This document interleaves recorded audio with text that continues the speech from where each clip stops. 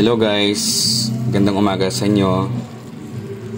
Luto tayo ng chicken adobo. Lagay tayo guys ng siling haba green para medyo spicy mamaya. Kita nyo nito, puro laman, walang part ng legs sa pakpak. Lutuin natin mabuti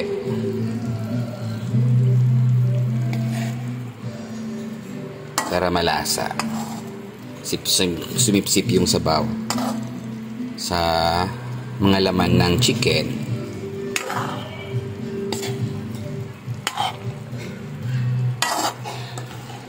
Ito yung ulam natin mamaya. Hinayaan ko lang yung apoy.